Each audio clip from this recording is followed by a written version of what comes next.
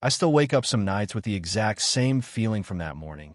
The rotors of my Bell 206 still spinning down in my mind, the vibration humming through my bones, the smell of jet fuel mixing with fresh-cut grass on the 10-acre spread in Silverbrook Meadows that my father had willed to me with the quiet instruction to keep it yours, son, no matter what.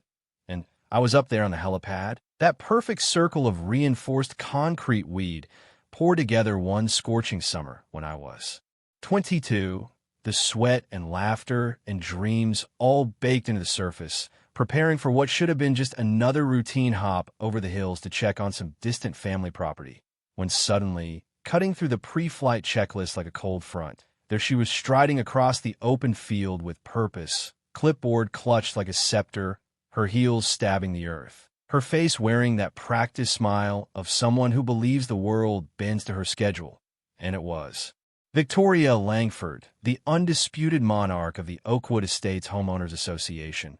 This woman who had turned a suburban neighborhood into her personal kingdom with newsletters, fines, and endless committee meetings, and the sight of her there on my land, uninvited, felt like someone had reached inside my chest and squeezed, because this wasn't just a neighbor dropping by. This was an invasion, deliberate and bold, and my pulse hammered in my ears louder than the dying whine of the turbine. She didn't even wait for me to kill the engine completely before she started talking. Her voice raised to compete with the slowing blades, explaining in that measured, almost reasonable tone that the association had taken a vote, a very democratic vote, she emphasized, and the result was unanimous. My helipad was now officially designated a community aerial resource because, as she put it, the intermittent noise of my departures and arrivals had been a source of disturbance for so many. Families trying to enjoy their quiet evenings on the back patios, the barbecues, the children's birthday parties, and since the helipad was clearly causing inconvenience to the greater Oakwood Estates community, it only seemed fair, equitable even, that the residents should be allowed to derive some benefit from it, perhaps as an emergency landing zone for medical evacuations or a shared facility that could potentially increase everyone's property values by a noticeable percentage. And she said, all this with the calm certainty of someone reading from a script they'd rehearsed in front of a mirror, and I just stood there on the concrete, helmet still in hand, feeling this wave of incredulity crash over me, followed by something sharper, darker, a slow-building fury mixed with this almost absurd urge to laugh, because the sheer audacity of it was almost performance art, turning my private aviation asset into some communal amenity like a neighborhood pool or playground. And I let out a short, sharp bark of laughter that echoed across the field, the sound startling even me, marking the exact moment the battle lines were drawn, irreversible, etched into the air between us. But Victoria didn't flinch. She simply adjusted her stance, the clipboard tilting slightly, as if to present more evidence. And she transitioned seamlessly into the consequences, the part where the velvet glove came off just enough to reveal the steel underneath, explaining that non-compliance would naturally trigger the standard enforcement mechanisms, starting with warning notices, progressing to daily fines that would compound with interest and, if necessary, escalating all the way to liens, placed directly on my property, liens that could eventually force a sale if ignored long enough. And she said it all with the same polite inflection people use when discussing HOA dues or landscaping guidelines, as though the idea of seizing someone's land was just another line item on the monthly budget. And then came the killer phrases, the ones that made my blood run cold. After all, airspace above private property is fundamentally public domain, she declared, and concrete is concreted. Doesn't belong to any one person once it's designated for community benefit. And the association has every legal right to protect and regulate the overall community atmosphere for the good of all residents. And I felt this deep, aching injustice bloom inside me, because this wasn't ignorance. This was willful delusion. A woman so intoxicated by her own perceived power that she believed she could rewrite federal aviation law with a majority vote and a nicely formatted newsletter. And in that moment, standing there under the clearing sky, I understood with crystal clarity that this wasn't a petty neighbor dispute about fences or barking dogs. This was something far more profound, a collision between raw entitlement and the cold, unyielding structure of actual law, between her fantasy of control and the reality of my family's legacy. And as she finally turned to walk away, her heels clicking triumphantly across the grass, I stayed rooted to the spot, the helicopter now completely silent behind me, my mind already racing ahead, plotting, calculating, because I knew I couldn't let this stand, not for me, but for the memory of my father, for the promise I'd made to keep this place mine. And beneath the rising anger, there was this quiet, bitter humor, the dark comedy of her authority cosplay, the way she marched out here like a general claiming new territory, completely oblivious to how ridiculous she looked in the grand scheme of things. The rest of that day passed in a strange blur. I canceled my flight, sat on the porch with a cold beer I'd barely tasted, staring at the helipad as the sun tracked across the sky, replaying every word she'd said, every threat she'd dangled. And the more I thought about it, the more the by-tragedy of it all settled over me, because this wasn't just about me. It was about what happens when unchecked power, even small-scale power, starts believing its own myth, when a person entrusted with managing garbage collection and holiday decorations begins to see themselves as sovereign over land they don't own, air they don't control, lives they don't live. And I felt this protective love surge up again, fierce and protective, for the man who had raised me on stories of independence, who had worked double shifts so he could buy this land, who had taught me to fly before I could drive, and who had looked me in the eye the week before he passed, and said, "Don't ever let anyone take what's yours, not even if they wrap it in good intentions." And those words echoed now, louder than any rotor, driving me to my feet, to the computer, to the phone, because the fight had begun, and I intended to win it the only way that mattered, with facts, with documents, with the slow, inexorable pressure of truth against illusion. The following weeks unfolded like a slow-motion thriller, each day bringing a new layer of tension, a new twist in the script that Victoria Langford and her board seemed determined to direct. And it started small, almost theatrical.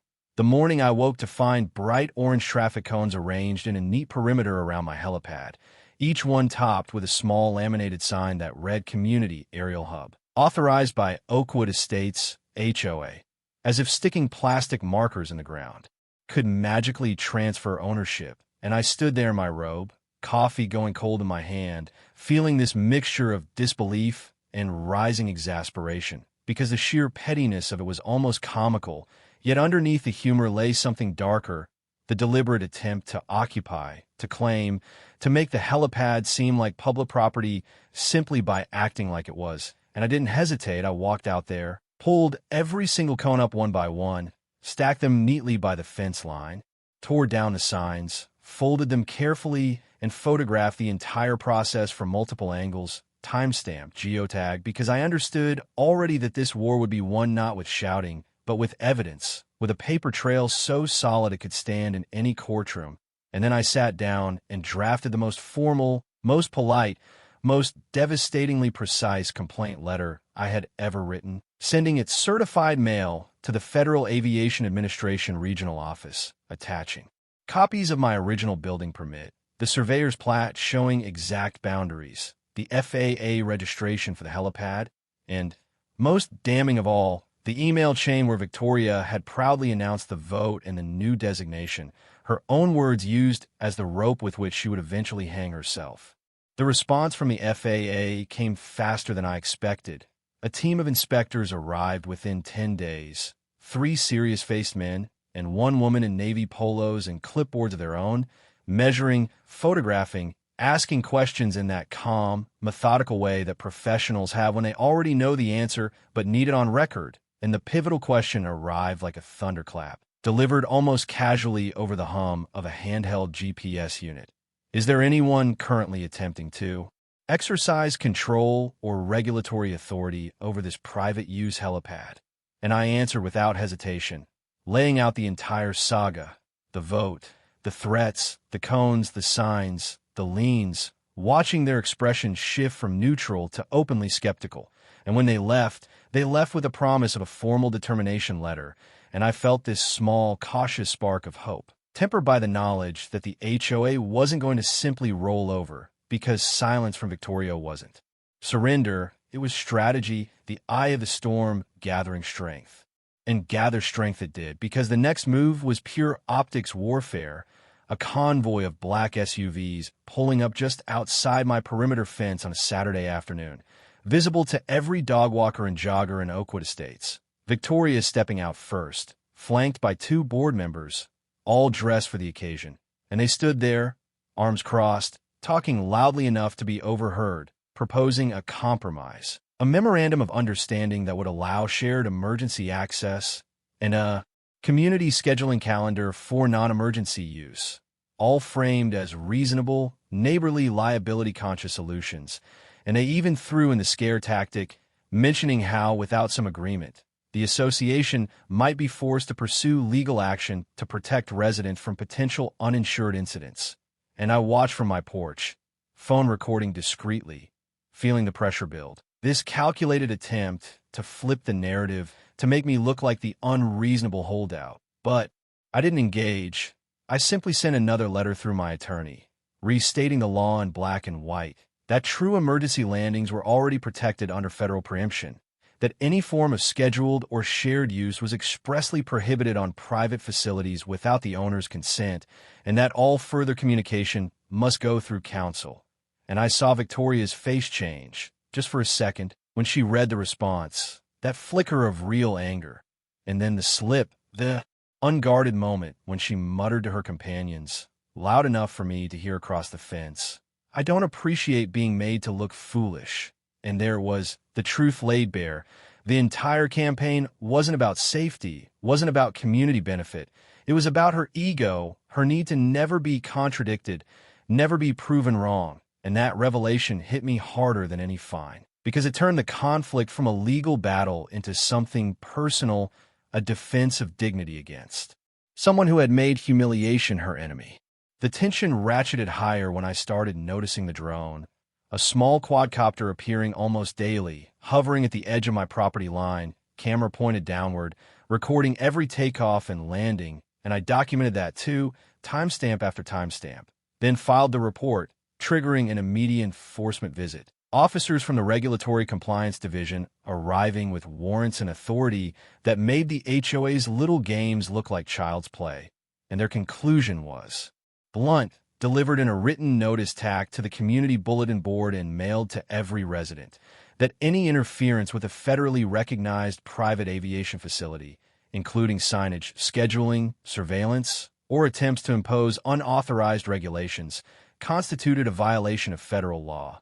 And the closing line became my mantra: assumptions do not override aviation regulations. And the neighborhood felt it, the whispers turning to open conversations, the blind faith in the board cracking, and Victoria was called out of a routine HOA meeting, emerged 20 minutes later without her trademark smile.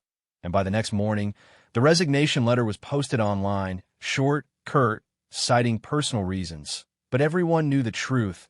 Her throne had crumbled under the weight of her own overreach.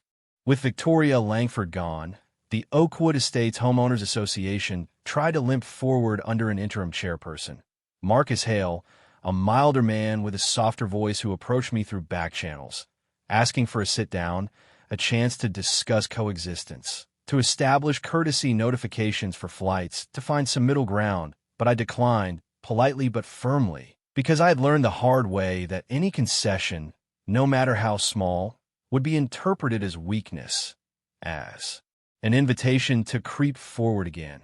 And so they shifted tactics, going underground, launching soft campaigns of doubt, anonymous surveys about perceived noise impacts, whispered insurance concerns circulated at block parties, proposals for voluntary noise mitigation barriers that would mysteriously encroach a few feet onto my side, all designed to manufacture fear, to erode support without ever breaking a law they could be directly called on. And I countered each one with more documentation, more filings, until the Regulatory Compliance Division expanded their investigation, subpoenaing internal emails, strategy memos, meeting minutes, and the panic set in, board members resigning one after another, Marcus following suit in a quiet, shame-faced announcement. The once mighty association reduced to a shell, eventually dissolved by court order. An external administrator appointed to untangle the finances, impose fines, and renegotiate insurance policies that now carried massive exclusions and premium hikes because no carrier wanted the liability of insuring a group that had tangled with federal regulators. The killing stroke came almost anticlimactically, a bright Saturday, when a chartered medical helicopter approached under what the pilot later described as clearance from the community association. And I heard it on the radio, intercepted the call, informed the pilot politely but firmly that the facility was private and unauthorized, then alerted enforcement in real time, and within minutes patrol cars arrived. Lights flashing, statements taken, and a criminal interference file was opened. The final nail in the coffin, and the HOA, what remained of it, collapsed completely. The board formally disbanded, penalties assessed, and the last remnants of Victoria's legacy erased. In the quiet aftermath, a few former loyalists tried petty revenge. Anonymous notes in my mailbox, slow drive-bys, vague threats left on voicemail, but the local police handled them efficiently. Charges filed where warranted, warnings issued elsewhere, and the real final blow came when ex-board members attempted to sue the dissolved association for legal fees, only to discover their insurance provider had already denied coverage, citing willful misconduct clauses, leaving them to pay out of pocket their own old emails and text messages introduced as evidence against them, turning their weapons inward. And so it ended, not with fireworks or triumphant speeches, but with silence, the helipad returning to what it had always been, a simple tool for flight, stripped of symbolism, no longer a battleground, just concrete under open sky. And I found myself sitting there one evening as the sun dipped low, watching the last light play across the surface, feeling the weight lift. The closure, settling in like a long-held breath, finally released, the promise to my father kept, the legacy protected, the entitlement defeated not by rage or violence, but by persistence, by paper, by law, by the simple, relentless truth. Yet, looking back, sharing this story now, I can't help wondering about the deeper questions it raises. Was my refusal to compromise the purest form of justice? Or did it cross into stubbornness that prolonged the pain for everyone involved? Does the law truly deliver moral rightness? Or does it sometimes merely provide the strongest weapon to whoever knows how to wield it best? And when entitlement meets resistance, is the resulting destruction always justified? Even when it's deserved? I'd be genuinely interested in what you think about that.